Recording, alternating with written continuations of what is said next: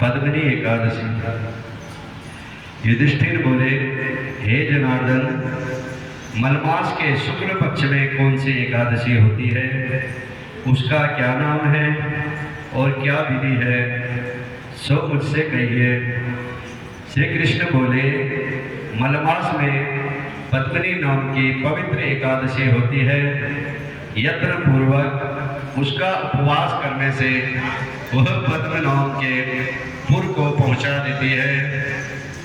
मलमास की एकादशी पवित्र और पापों को दूर करने वाली कही गई है। इसका फल ब्रह्मा जी भी नहीं कर सकते।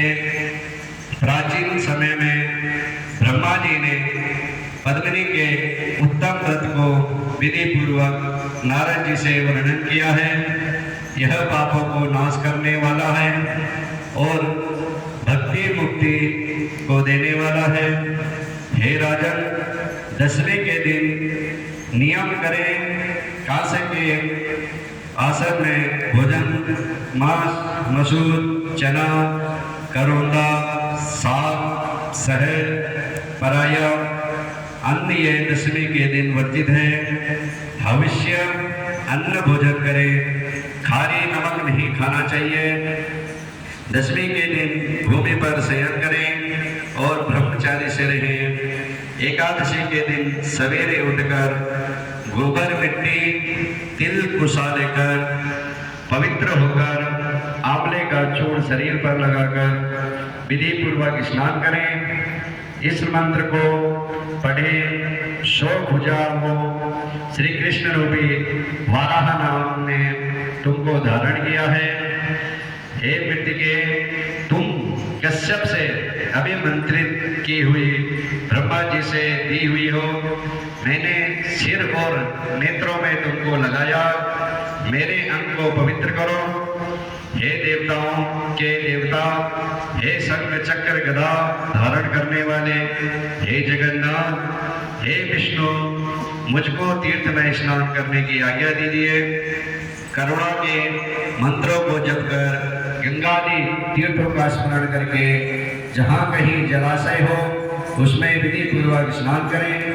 फिर धोती पहनकर भगवान का पूजन करें। विधि पूर्वक संध्या करके देव और पितरों का तर्पण करें।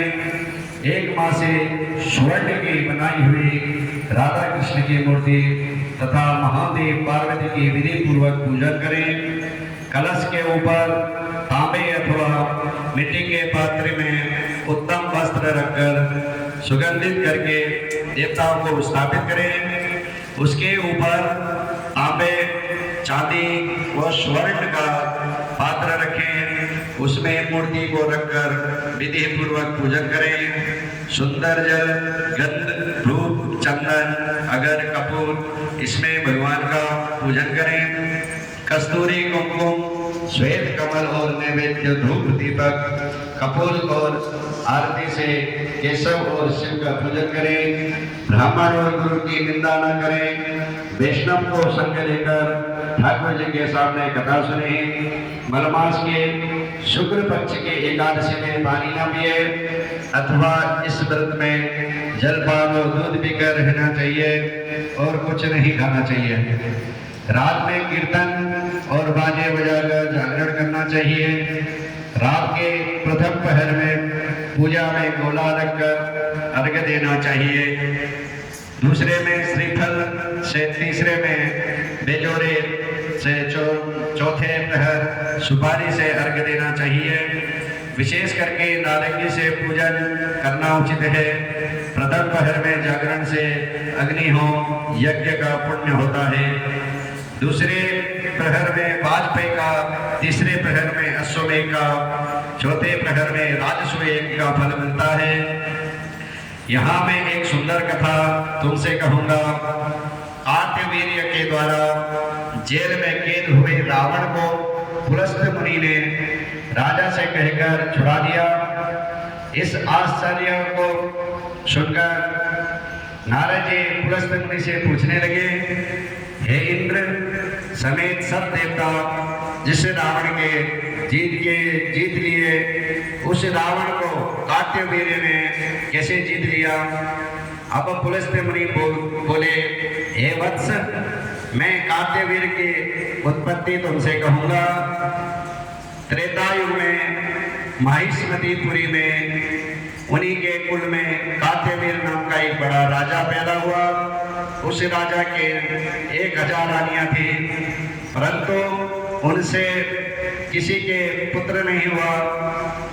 राजा ने मन में विचार किया कि तपस्या करने से इच्छा पूरी होती है। यह सोचकर वह राज्य को मंत्री को सौंपकर तप करने को चला गया। राजा हरिश्चंद्र की पुत्री पद्मिनी उसी राजा की रानी थी। वह भी अपने पति के साथ गंधमादन पर्वत पर चली गई। राजा ने 10,000 वर्ष तपस्या की और उसके शरीर में हड्डी और चमड़ा रह गया। तब पद्मिनी नम्रता से पतिव्रता अनुसुईया से पूछने लगी कि हे साध्वी, मेरे पति को तपस्या करते हुए 10,000 वर्ष बीत गए हैं, तो भी कष्टों को दूर करने वाले केशव प्रसन्न नहीं हुए।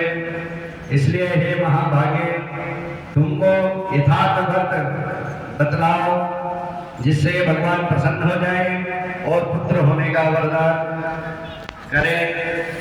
हमारे राजा पुत्र के न होने से अत्यंत दुखी हैं, क्योंकि पुत्रहीन मनुष्यों को मोक्ष नहीं मिलता। अतः ऐसा व्रत बताइए जिससे श्रेष्ठ चक्रवर्ती पुत्र पैदा हो। पद्मिनी रानी की बात सुनकर पतिव्रता अनुसुईया प्रसन्न होकर बोली, हे शुभ्रु, यह मलमास 12 महीनों में अधिक श्रेष्ठ होता है। यह 32 महीनों में आता है। इसमें परमा और पद्मिनी नाम की 2 एकादशियां होती है। उनका व्रत करके विधि पूर्वक जागरण करना चाहिए। इनके करने से पुत्र देने वाले भगवान शीघ्र प्रसन्न होंगे। यह कहकर अनुसुईया ने व्रत की विधि उसको समझा दिया। उसे सुनकर पुत्र होने की कामना से सब विधि को किया। व्रत पूर्ण होने पर केशव भगवान शीघ्र प्रसन्न हो गए। गरुड़ ध्वज भगवान बोले, हे सुंदरी, वर मांगो। यह सुनकर पद्मिनी प्रसन्न होकर बोली कि मेरे पति को बहुत बड़ा वरदान दीजिए। भगवान बोले, हे भद्रे, तूने मुझे प्रसन्न कर लिया है। जैसा मलमास मुझे प्यारा है वैसा दूसरा नहीं है। उसमें एकादशी तुझको विशेष प्रिय है। हे सुंदरी, तूने विधि पूर्वक एकादशी का व्रत किया है। इसमें मैं तुम पर प्रसन्न हूँ। तुम्हारे पति को मैं इच्छा अनुसार वर दूंगा। यह कहकर संसार के दुख हरने वाले भगवान राजा से बोले, हे राजेंद्र, अपनी इच्छा अनुसार वर मांग लो। रानी ने तुम्हारी कामना सिद्ध होने के लिए मुझे प्रसन्न कर लिया है। विष्णु भगवान का वचन सुनकर राजा प्रसन्न हो गया, जिसको सब लोग नमस्कार करने लगे। ऐसा बड़ी भुजाओं वाला पुत्र मांगा। राजा के ऐसा कहने पर बहुत अच्छा कहकर भगवान अंतर्धान हो गए। राजा भी रानी समेत हृष्ट पुष्ट और प्रसन्न हो अपने नगर में आ गया। पत्नी को बड़ा बलवान कार्तवीर्य नामक पुत्र हुआ। उसके समान त्रिलोकी में कोई मनुष्य नहीं था। इसी से दशकंधर रावण को उसने युद्ध में हरा दिया। चक्रपाणी गदाधर भगवान के सिवा त्रिलोकी में उसको जीतने के लिए कोई समर्थ नहीं था। इसमें तुमको विस्मय नहीं करना चाहिए। ऐसा कहकर पुलस्त मुनि चले गए। सूजी बोले, हे विद, पहले तुमने जो एकादशी का पवित्र व्रत पूछा था सो मैंने तुमसे कह दिया। जो मनुष्य इसकी सब विधि को सुनेंगे वे पुण्य के भागी होंगे, वे वैकुंठ को जाएंगे। बोले श्री एकादशी महारानी की जय।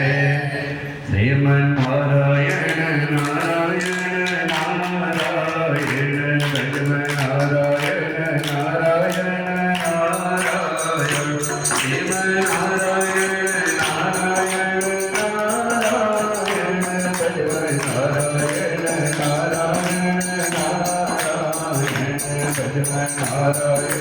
नारायण नारायण लक्ष्मी नारायण नारायण नारायण नारायण नारायण नारायण शिव नारायण नारायण नारायण।